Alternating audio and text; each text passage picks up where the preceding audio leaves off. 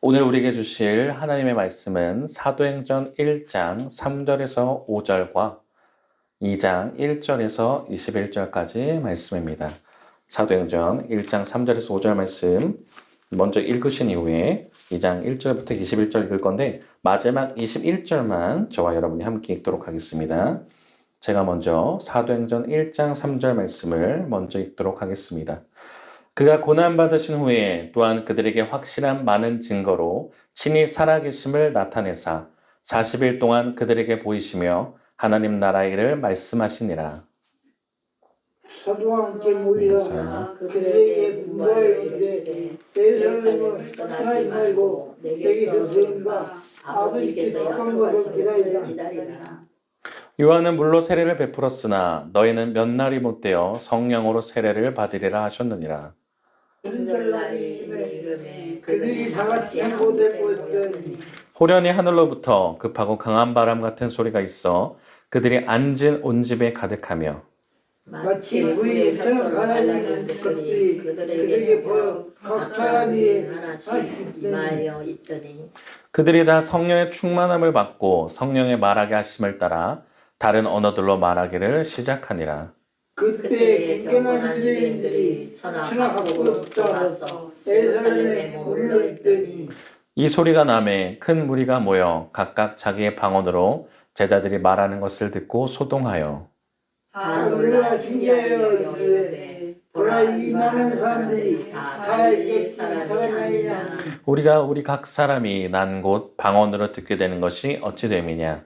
우리는 바데인과 메데인과 엘라인과 또 메소포타미아 유대와 갑바도기아 본디와 아시아 부르기아와 밤빌리아 애국가 및 구레네 가까운 리비아 여러 지방에 사는 사람들과 로마로부터 온 나그네 곧 유대인과 유대교에 들어온 사람들과 그레네아 아라비아인들이라 우리가 다 우리의 강판으로 하나님의 큰 일을 말함을 듣는도다 하고 다 놀라며 당황하여 서로 이르되 이 어찌 된 일이냐 하며 또 어떤 이들은 조롱하여 이르되 그들이 세술에 취하였다 하더라.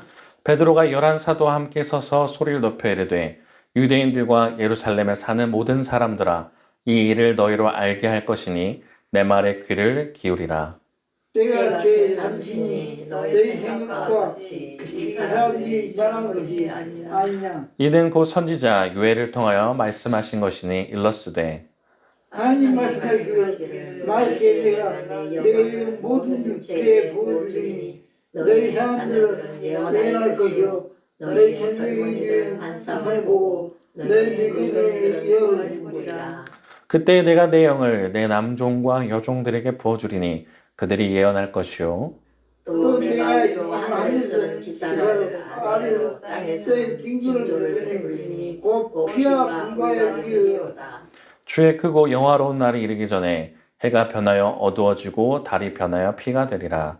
누구든지 주의 이름을 부르는 자는 구원을 받으리라 하였느니라. 아멘. 오늘 말씀의 제목은 성령 강림 주일, 교회를 교회되게, 예배를 예배되게. 성령 강림 주일, 교회를 교회되게, 예배를 예배되게라는 말씀으로 저와 여러분이 나누고자 합니다.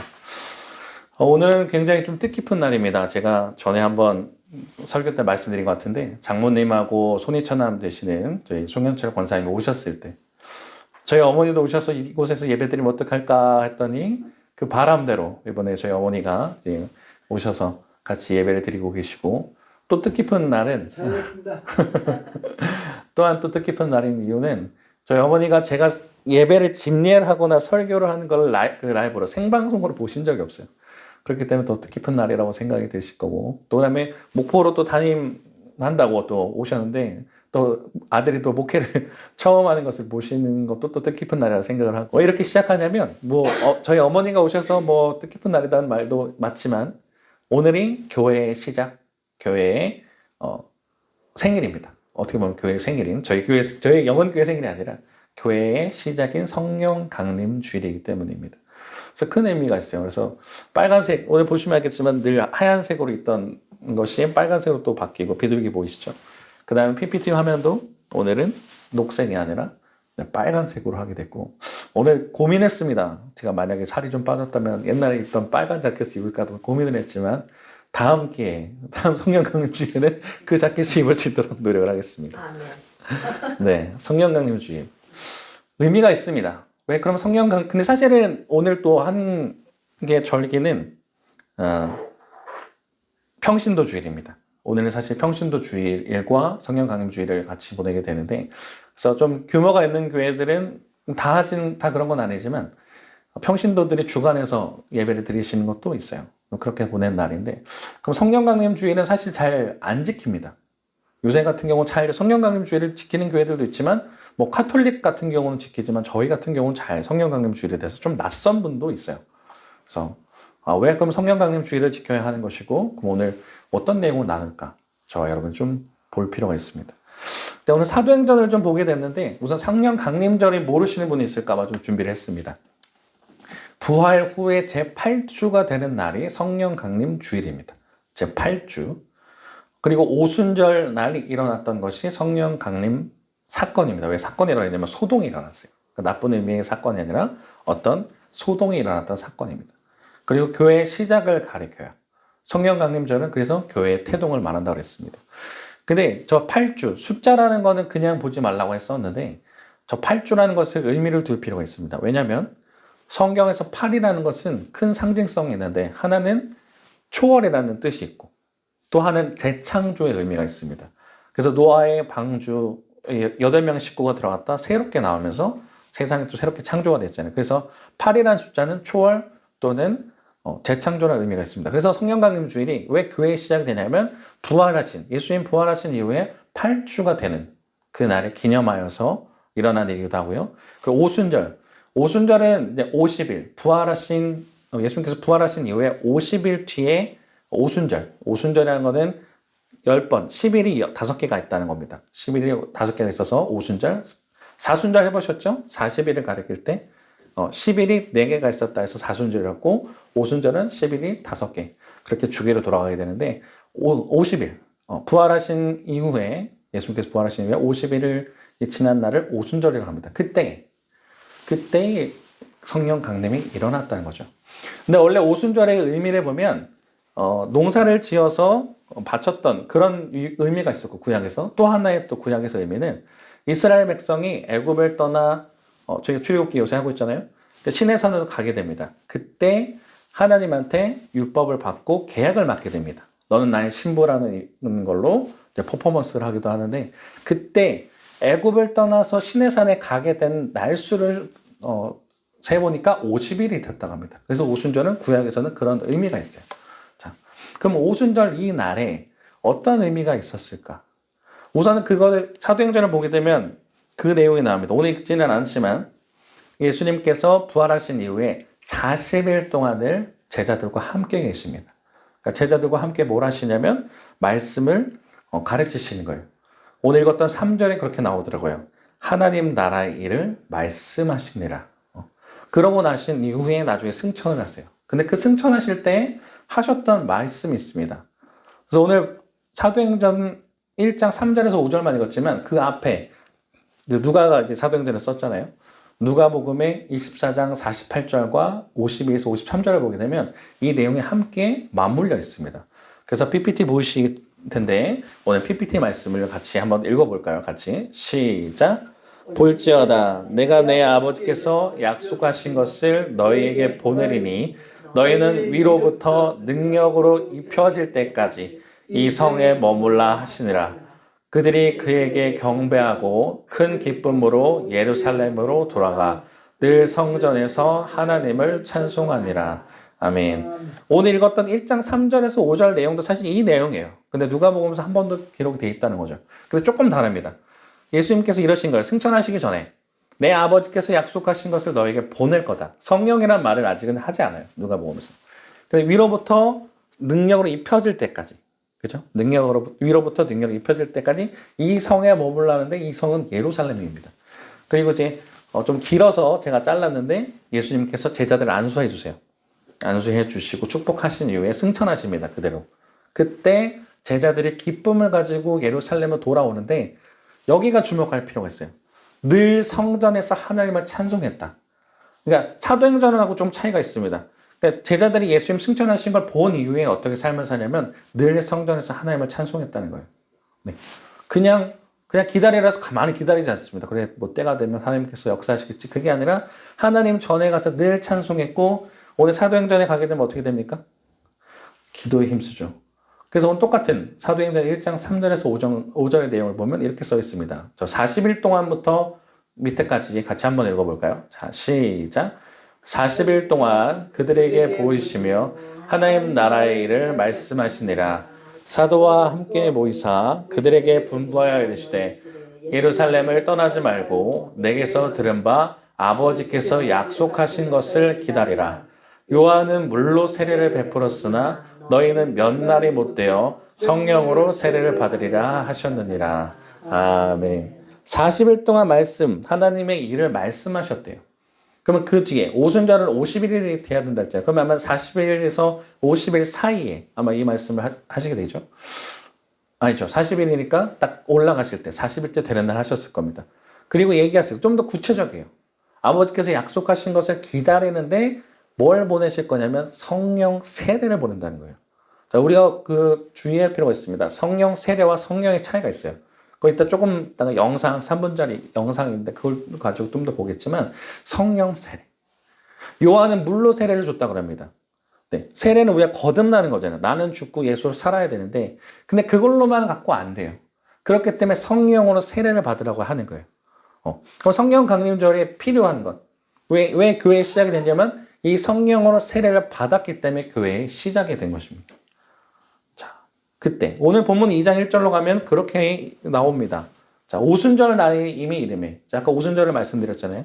50일이 되는 부활 이후에 50일이 되던 그때가 이르러서 그들이 한 곳에 모였습니다. 한 곳이라고 하면 여기서 나오지 않지만 마가의 다락방이라고 하죠. 네, 마가의 어머니가 굉장히 이제 부유했던 것 같습니다. 집이 컸는데 정확하게 150명의 사람이 모여 있었다 그래요. 그곳에 함께 모여서 약속하신 바를 성령을 기다렸죠. 기도하고 있는데 우리가 잘 알고 있는 것처럼 역사가 일어납니다. 호련히 하늘로부터 급하고 강한 바람 같은 소리가 있어서 온 집에 가득했대요. 가득했습니다. 우리가 충만하다는 표현을 쓰잖아요. 충만하다가 다른 말로 가득하다는 거죠. 그래서 마치 불의 혀처럼 갈라지는 것들이 그들에게 보여 각 사람 위에 하나씩 임하여 있더니 네, 이런 구조입니다. 내용을 보게 되면 성령이 비둘기같이 임하게 되고 각 사람 한 사람들에게 성령이 임했다는 거예요. 그죠? 그거를 어떻게 누가 표현하면 불 같은 여가 긴급하게 급작스럽게 딱 일어났다고 표현을 하고 있습니다. 그죠? 그 뒤에 사람들이 성령을 경험하게 됩니다. 이런 기도를 하고 있던 모습에서 성령을 경험하게 되는데 이 성령의 역사가 일어났을 때 어떤 일이 발생되느냐? 재미난 일이 발생하게 됩니다. 그렇죠? 그러고 나서 보니까 2장 4절에 이제 다른 언어로 말을 하기 시작하는데 이 말 때문에 사실 좀 오해가 있기도 해요. 우리가 방언이라는 것에 대해서 조금 오해가 있는데 그건 좀 정확하게 잡고 갈 필요가 있습니다. 근데 제가 말씀을 전할 때 자주 했던 말 우리는 개역 개정의 성경을 보지만 개역 개정으로만 성경을 보는 게 아니라 다른 여러 가지 가능하다면 번역본으로 볼 필요가 있다고 제가 말씀드린 이유가 이런 거예요. 2장 4절에 제가 개역 개정으로 읽어보겠습니다. 그들이 다 성령의 충만함을 받고 성령이 말하게 하심을 따라 다른 언어들로 말하기를 시작하니라. 이 다른 언어라 그래서 우리 방언이 우리 성령의 세례를 받게 되면 방언의 은사를 받게 되죠. 그러면 이제 우리가 알지 못하는 혀가 꼬부러져서 이렇게 우리가 알지 못하는 언어를 하기도 하는데 그것만이 방언이 아닙니다. 그게 방언이 맞아요. 근데 그것만이 방언이 아니라 이 시대 때 일어났던 진정한 방언은 현대인의 성경을 보면 이렇게 나오죠. 자, 한번 읽어볼까요? 자, 그러자 거기 써 있습니다. 시작. 그러자 그들은 모두 성령에 충만하여 성령께서 주시는 능력으로 그들도 알지 못하는 외국어로 말하기 시작하였다. 아멘. 현대인의 성경은 외국어라고 정확하게 말하고 있어요. 그래서 제가 예를 든 거예요. 이태리 말을 배워본 적도 없는데 갑자기 성령의 은사가 충만하니까 이태리 말을 하는 거예요. 진필람 쌤이 계시는데 진필람 쌤이 갑자기 방언을 받으니까 갑자기 프랑스 말로 갑자기 하나님 말을 하는 거고. 저희 강남수 전사님도 오시죠? 여러 가지 중국말이 될 수도 있고 여러 가지 말로 갑자기 사람들이 말을 하기 시작하는 거예요. 근데 그게 그냥 알지 못하는 말로 했지 않았습니다. 그게 중요한 거예요. 우리가 이 성령 강림주일과 성령 충만한 성령 은사를 받아야 된다 할 때 우리가 오해하는 게 그냥 진짜 성령이 주신 그 언어, 그 방언도 받고 해야 되지만 이 당시 때 진짜 일어났던 방언이 뭐고 왜 성령의 역사가 이렇게 일어나는가를 우리가 좀 주목해야 돼요. 우리 이 시대에 이게 일어나길 기도해야 됩니다. 현대인의 성경이라는 버전을 보다 보니까 조금 더 구체적으로 나와 있어서 준비를 했어요. 그러니까 그때는 어떤 사람들이 있었냐면 세계 여러 나라에 온 경건한 유대인들이 있었다 합니다. 그러니까 유대인들 중에서도 경건해요. 우리가 말하는 저 사람은 신앙심이 좀 신실하신 분이야. 이런 사람들이 있는데 그런 사람들이 어떻게 되냐면 이 당시 때는 디아스포라 그래서 유대인들이 각각 다 각각 흩어져 살았습니다. 흩어져 살았어요. 근데 그 경건한 유대인들이 있었는데 갑자기 이 사람들도 듣는 거죠. 이 150명이 있는 곳에서만 성령 역사가 일어나는 게 아니라 하늘에서 갑자기 바람 같은 소리가 곳곳에서 들리는 거예요. 그러니까 이 역사가 그냥 그 마가의 다락방에만 있는 게 아니라 그 주변에 돌고 있으니까 사람들이 몰리기 시작합니다. 그런 것을 보는 거예요. 아니 어떻게 우리나라 말로 말을 하고 있는 거지? 이태리 사람들이 듣고 있습니다. 우리나라 말로 저 사람이 말을 하네? 갑자기 약간 프랑스, 중국말 여러 가지 말로 얘기하는 걸 듣고 어리둥절하는 거예요. 왜냐하면 이 사람들은 갈릴리 사람들이 아니냐. 물론 갈릴리 사람이라는 것이 좀 가난한 동네라서 가난한 동네라서 무시적인 발언일 수도 있지만 배워본 적이 없는 사람이에요. 아니 저 사람 한국 사람 아니야? 이런 말도 또 돼요. 한국 사람 아니야? 너 어떻게 프랑스 말을 해? 저 사람 한국 사람 아니야? 왜 일본 말로 해? 막 이런 거죠. 그때 놀랐어요. 그때 이렇게 얘기하셨어요.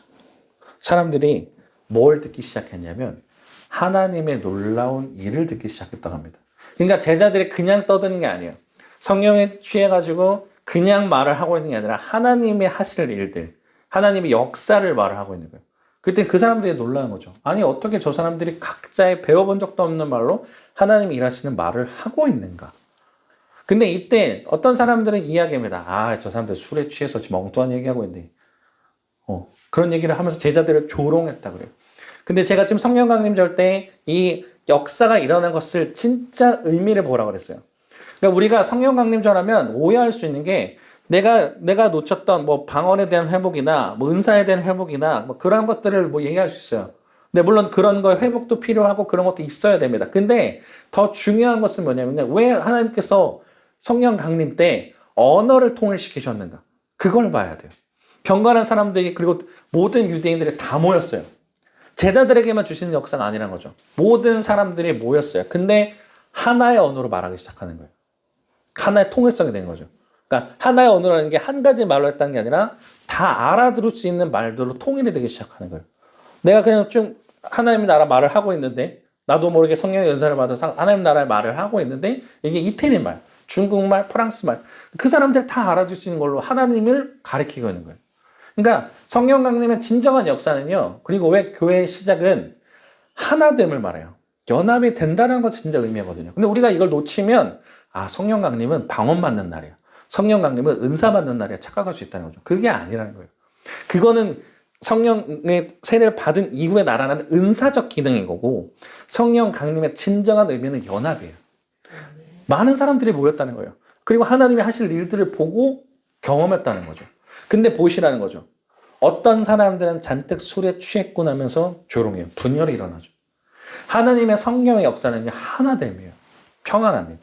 그래서 저 에베소서의 4장을 보게 되면 바울이 그런 얘기하는 거예요. 4장 3절에서 6절인데 한번 읽어볼까요? 같이. 시작.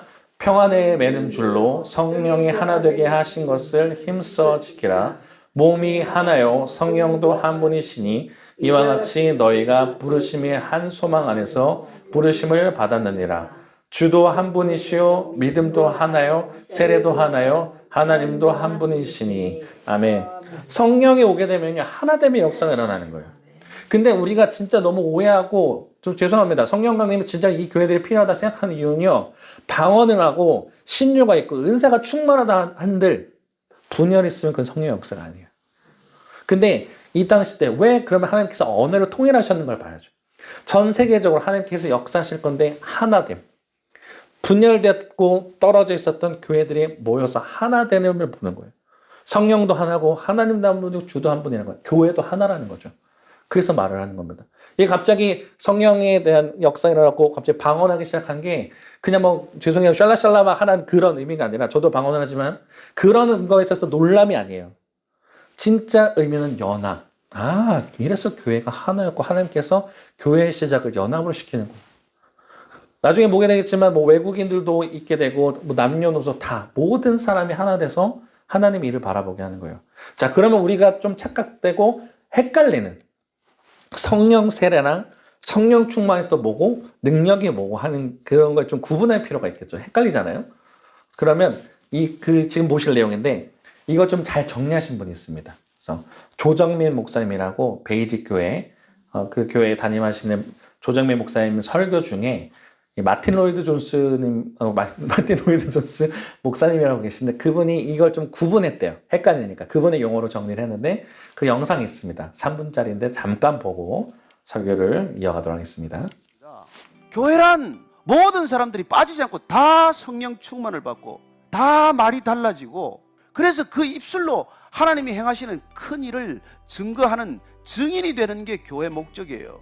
교회가 아무리 사람을 가르친다고 교육기관이 아니고 사람을 아무리 돕는다고 구제기관이 아니고 그런 일들을 다 할 수 있지만 교회는 하나님의 큰 일을 행하는 하나님의 놀라운 섭리라는 것을 우리가 잊어버린다면 우리는 엉뚱한 데서 헤매게 될 것이에요. 그게 여러분들 성령 충만한 거예요. 성령 세례 받은 겁니다. 여러분들은 뭐 기적과 이사가 나타나야 성령 충만이라고 생각할지 모르겠지만 그것도 성령의 은사가 나타나는 거죠. 저는 여러분들이 이 성령 세례, 성령 충만에 관한 오해가 없게 되기를 바랍니다. 그래서 마틴 로이드 존스 목사님은 이 성령 충만에 대한 오해를 조금 더 쉽게 설명하기 위해서 성령 세례, 성령 충만, 그 다음에 이 오순절에 일어난 이런 사건들을 능력 세례, 능력 충만이라고 이거 네 가지 표현으로 조금 구분해 놨어요. 예수님이 우리가 성령 세례 안 받으면 예수님을 주라고 못합니다. 그분을 주인 대접 안 해요. 왜 여전히 예수 믿으면서도 교회 다닌다고 하면서도 내가 주인으로 삽니까? 진짜 성령 세례를 안 받아서 그래요. 성령 세례가 임하면 주님을 주님으로 대접하기 시작하고 내가 주인 자리에서 내려오는 거예요. 그렇게 한번 내려왔다가 또 금방 제자리로 돌아가는 건 성령 충만하지 않다고 말해요. 매일같이 그분의 주인됨을 확인하는 삶을 우리는 성령 충만이라고 말하는 것입니다. 그분의 주인 되심을 날마다 기억하고 나의 종됨을 날마다 기억하는 삶, 그게 성령 충만한 삶이에요. 그러나 하나님께서 특별히 무슨 일을 좀 부여하겠다, 내가 사도 바울처럼 불러서 좀 내가 이방인들을 위해서 전도하는 사람으로 쓰겠다, 그럴 때 일어나는 게 능력 세례란 말이에요. 특별한 능력이 주어지는 거예요. 특별한 은사가 주어지는 것입니다. 그런 능력 세례가 지금 임하고 있는 장면이에요. 120명에게 능력이 임했습니다. 할 수 없는 말을 하기 시작하는 것이죠. 저는 여러분들이 다 그런 능력 세례를 받기를 원합니다. 그러나 우리가 고린도전서를 보든지 로마서를 보면은 다 능력 받는 자겠느냐, 다 방언하겠냐, 다 위로하겠냐, 구제하겠냐, 설교하겠냐, 가르치겠냐, 은사는 다 달라요. 그러나 그런 능력 세례를 받아야 우리는 비로소 예수님께서 말씀하시는 증인된 삶을 살기 시작한단 말이에요. 성령이 임하면 너희가 권능을 받고 능력을 받고 권세가 주어지고 그러면 너희들은 땅끝까지 이르러 내 증인이 될 것이다. 저는 여러분들이 그런 능력을 받게 될 것을 믿으시기 바랍니다. 그 능력 받고 또 안 쓰면 그만이에요. 누가 신유의 은사를 받고 막 안수하면 병이 났는데 너무 힘들어가지고 주님 좀 걷어가세요. 그 다음 날부터 안 되더래요. 저는 여러분들이 주시면 고달파진다는 것은 알고 받으시기 바랍니다. 제가 여러분 매일 설교하는 게 고달파요. 힘듭니다. 아침마다 설교하고 말이에요. 주일 뭐 3번 4번 해야 되고 주셨으니까 이 제 능력이 아니에요. 공감합니다. 고달픕니다. 진짜 고달프. 오늘도 아시죠? 저희 가족들 알겠지만 설교 준비하면서 거의 뭐 끝자락에 대사에 완성이 되는데 이제 구분이 조금 되시죠? 능력 세례, 성령 세례, 성령 충만, 능력 충만. 그러니까 그 은사는 저희가 구할 필요가 있어요. 근데 우리가 오늘 일어났던 성령 세례에 대해서 좀 구분할 필요가 있다는 거죠. 예수님께서 그런 거예요. 너희가 성령 세례, 사도행전 1장 5절에 말하는 성령 세례를 사모하라. 그러니까 성령을 받게 되면 주님을 주님으로 고백할 수 있게 되는 거고 그 성령에 늘 충만한 삶을 살게 되면 내가 아닌 주님을 모시는 삶이 된다는 거죠. 근데 우리는 너무 착각해요. 성령 받았다고 하면 너 방언할 줄 알아? 막 그렇게 나간다는 거죠. 그건 능력이에요. 은사라는 거죠. 은사는 근데 다 다르게 나오기 때문에. 그리고 은사가 있어야 그 교회를 할 수 있다는 것도 그거예요. 뭐 뭔가 뛰어나야 잘나야만 된다는 게 아닙니다. 오늘 딱 2장 17절에서 18절에 딱 얘기해줘요. 요에서를 인용을 했습니다. 베드로가 사람들이 술에 취했냐? 뭐 이런 사람도 나오니까. 아까 말씀드렸잖아요. 성령이 있으면 하나됨이 있어야 되는데 분열의 역사도 있을 것 같으니까 정확하게 구분해 지어주는 거예요. 이 사람들이 그러니까 술에 취한 것이 아니라 지금 오전 9시인데 술을 먹었을 일도 없고 이게 무엇이냐면 내가 설명해 줄게. 그러면서 인용하는 게 구약의 말씀을 인용해요. 그러니까 베드로가 하는 설교를 보면요. 거창한 말 안 합니다. 그냥 구약의 말씀을 인용해요. 구약에 막 통달한 사람이에요. 막 요엘서 언급하고 다른 말씀 언급하고 그렇게 합니다. 근데 정확하게 얘기를 해주는 거예요. 그럼 이 성령이 무엇이냐? 요엘서에 이렇게 나왔다라는 거예요. 내가 내 영을 모든 육체에 부어주리니 너의 자녀들은 예언할 것이요 너의 젊은이들은 환상을 보고 너의 늙은이들은 꿈을 꾸리라. 그때에 내가 내 영을 내 남종과 여종들에게 부어주리니 그들이 예언할 것이요. 이게 우리가 아까 말한 것처럼 그 은사랑도 조금 더 구분할 필요가 있는 게 이거예요. 남녀노소 신분과 상관없이 성령이 임하면요. 아까 말했잖아요. 연합이 된다 그랬죠. 그리고 교회를 우리가 착각하는 이유가 사도가 돼야만. 이 당시 때는 사도들이 대단했고 힘이 있었기 때문에 어떻게 보면 제자들도 그 예수님의 제자였기 때문에 그렇게 일을 감당할 수 있었다고 생각할 수 있어요. 근데 그게 아니는 거죠. 120문도가 기도하니까 거긴 여자들도 있었거든요. 성경에서 제가 여자에 대해서 말씀드렸잖아요. 숫자에도 카운트되지 않는 없는 존재 같은 사람들도 그곳에 있었어요. 근데 성령이 임하게 되면 모든 육체, 자녀들도 나이가 어린다 한들 뭐 젊은이라고 뭐 늙은이 상관없이 모든 사람이 하나님 일을 할 수 있게 해준다라는 거예요. 성령이 임하게 되면. 그래서 교회의 시작인 이유가 성령 강림이 해야 될 이유인 거예요. 성령이 강림하니까 연합하죠. 분열이 없어지고 연합할 수밖에 없어요. 그 성령이 임하면 누구나 다 하나님의 일을 할 수 있게 된다라는 거예요. 그래서 이거 보면 우리가 성령 강림 잘못 오해하면 그냥 뭔가 갑자기 와 하고 있는데 갑자기 모든 사람이 뒤집어지고 막 모든 사람들이 막 그렇게만 오해할 수 있는데 그 역사도 일어나요. 아까 말씀드렸잖아요. 성령 세례를 통해서 은사가 일어나고 받는 그런 역사도 함께 일어나지만 우리가 성령 강림돼서 분명히 알아야 될 이유는 왜 교회의 시작인지 알아야 된다는 거죠. 연합과 모든 사람에게 하나님이 일을 할 수 있게 줄 거다. 근데요, 그럼에도 불구하고 하나님께 주신 선물임에도 불구하고 우리가 구해야 돼요. 오늘 같은 것처럼 성령 강림이 필요한 이유가 성령 세례를 우리가 받아야 될 이유가 뭐냐면 아까 그 조정민 목사님의 영상처럼 우리가 매일 정말 성령 충만해서 하나님을 모시고 사는 삶이 아니기 때문입니다. 그 이유가 뭐냐면 나로 가득 차 있어요. 제가 아까 말씀드렸잖아요. 방언을 하고 치유 은사가 있고 막 그러고 하면 뭐 하냐는 거예요. 막 싸워요. 교회 와갖고 싸우는 건 분열이 있습니다. 그리고 우리 교회만 짱짱해요. 뭐 다른 교회는 뭐 거들떠 보지도 않아요. 그죠? 뭐 그런 것처럼 교회는 하나라고 이야기되어 있는데 교회에 와서 덕이 되지 않는 내용들도 많고 그 이유가 뭐냐면 나로 가득 차 있기 때문이에요. 내가 예수님을 내가 모시고 산다 그러면 이게 주님의 핏값으로 사신 교회. 아까 전사님 그렇게 기도해 줬거든요. 핏값으로 사신 교회이기 때문에 하나된 일치를 꿈꿔야 되는데 저 사람도 하나의 성전이기 때문에 그 일치를 꿈꿔야 되는데 나로 가득 차 있기 때문에 그럴 여력이 없습니다. 정확하게는요. 나로 가득 차 있기 때문에 다른 사람의 말, 하나의 말을 들을 준비가 안 돼 있어요. 그렇잖아요. 우리가 한 주간 예배를 살면서 왜 넘어질까요? 나로 가득 차 있기 때문이에요. 내 욕심, 내가 원하는 거, 내 만족. 성령에 부어지면 정말 성령에 부어지면 하나님의 일을 감당하라고 부어주시고 보내시는 건데 지금 우리는 어떤 삶을 살고 있냐면 성령 강림하면 좋아요. 예배 때 은혜 받으면 좋아요. 좋은데 끝이라고 끝. 거기서 멈춰 있어요.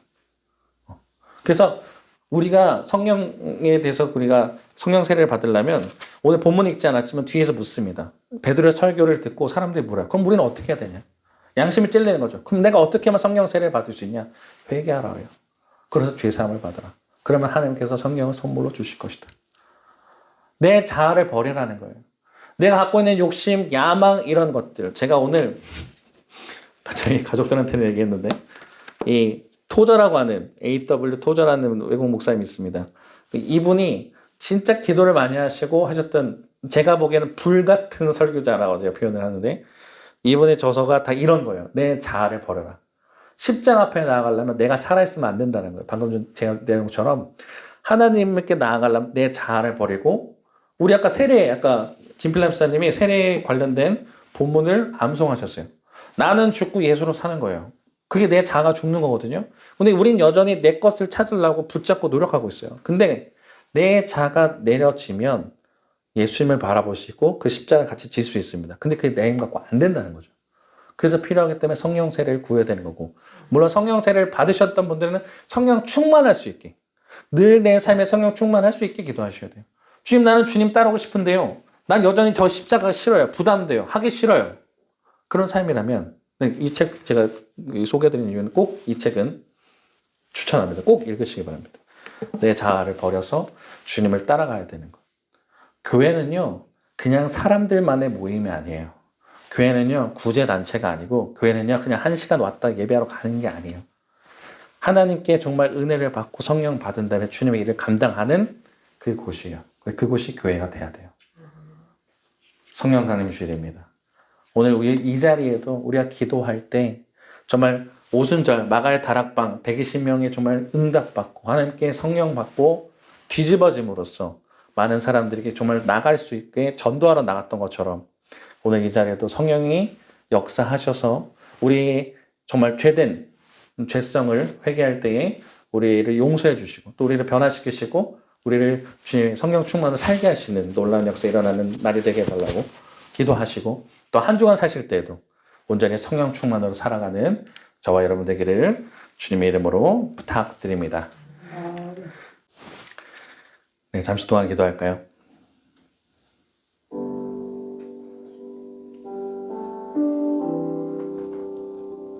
나는 지금 어떤 상태에 있을까요? 정말 성령 충만하신가요? 아니면 성령 세례 혹시 받으셨습니까? 아니면 아직 성령 세례를 받지 못하신 분들은 오늘 구하시면 될 거라 생각합니다. 내가 교회를 다니는 목적을 다시 한번 돌아볼 수 있길 바랍니다. 교회의 시작이었어요. 사도행전에 있었던 이 사건은 그냥 단순하게 사람들을 놀래키고 그런 게 아니라 사람들에게 하나님의 역사하심을 드러났던 사건이에요. 성령 충만하되니까 내 영이 깨어나고 내 영이 깨어나니까 하나님의 하심을 각 나라의 말로 전하게 되는데 교회의 연합, 일치됨을 말했던 것이고 또 우리 요엘서를 언급하면서 베드로가 뒤에 이야기했던 것은 남녀노소 누구나 신분과 상관없이 성령이 임하면 주님의 일을 감당할 수 있다고 전해주는 거예요. 그게 교회의 시작이 되었습니다. 우리도 마찬가지잖아요. 여기 계신 분들 다 남녀노소, 그죠? 생각도 다르고 환경도 다르고 다 다르지만 하나됨, 주님 안에서 하나됨이 있어요.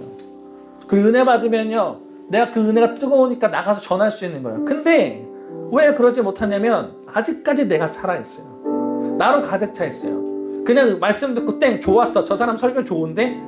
좋았어요. 오늘 은혜 받았어요. 그러면 오늘만큼은 잘 지킬 수 있을 것 같아. 근데 그러고 만다는 거죠. 매일매일 구합시다. 하나님, 내가 매일 성령 충만한 삶이 되게 인도하여 주옵소서. 오늘 말씀 드린 것처럼 하나님, 내가 정말 이 사람도 같이 성령 강림 내에 정말 임하시는 것을 통해서 교회에 연합될 수 있게 분열을 내가 정말 막고 연합할 수 있는 통로가 되게 하시고 또 나는 힘이 없지만 주님 주시는 능력을 통해서 교회를 잘 감당할 수 있게 해달라고 저와 여러분 그렇게 사는 교회가 되게 해달라고 이 시간 주님 이름 한번 부르시고 같이 통성으로 기도하겠습니다. 주여, 사랑해 주님 너무나도 감사합니다. 주님 성령 강림절을 주님께서 우리에게 허락하여 주시고 다시 한번 우리 주의 말씀에 따라 살게 하심 너무나도 감사합니다. 어버이 줄이 있는 것처럼 부활절이 있는 것처럼 성령 강림 줄이 있는 이유는 우리가 다시금 그 주님의 성령을 사모하고 그 성령으로 말미암아 우리가 삶이 변화여지고 교회됨으로 말미암아 아버지 주님의 일을 잘 감당하라고 하는 것인데 아버지 지금의 교회는 어떤 모습입니까? 언제부턴가 코로나로 인해서 우리가 주님 무기력해지기 시작했고 아버지 우리가 언제부턴가 내 삶에 바쁘다는 이유로 나로 가득 차서 내가 원하는 삶만 살다 보니 주님의 일을 감당하는 것에 관심 없게 살았음을 고백합니다. 그러나 주님 이 시간 회개하고 나아가오니 우리가 정말 주님 나는 죽고 예수로 살아가는 우리가 되게 인도하여 주시며 다시 한번 이 자리에 아버지 오순절 마가의 다락방에 있었던 역사가 다시 한번 일어나게 인도하여 주셔서 우리가 진정으로 주님 성령으로 취하는 놀라운 역사를 일어나게 인도하여 주시고 아버지 그 영을 우리에게 부어주셔서 아버지 우리가 놀라운 권능으로 통해서 아버지 많은 사람들에게 복음을 전하고 아버지 주님 그 능을 감당해낼 수 있는 저희 교회가 될 수 있기를 원합니다. 아버지 주님 이 시간에 다시 한번 그 놀랍게 역사하여 주시고 우리의 마음을 새롭게 뜨거워지게 인도하여 주시며 아버지 우리가 구원의 감격을 이루어나가는 우리가 될 수 있도록 하나님 인도하여 주옵소서. 다시 시작하겠습니다. 아버지 교회 다시 시작하겠습니다.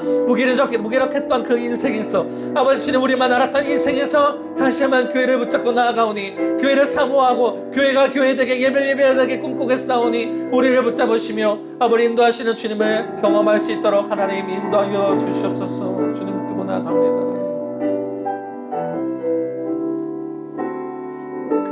주님 감사합니다.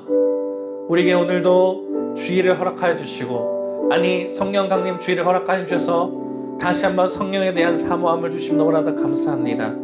아버지 오순절 마가의 다락방에 있었던 역사가 이 자리에도 있기를 원합니다.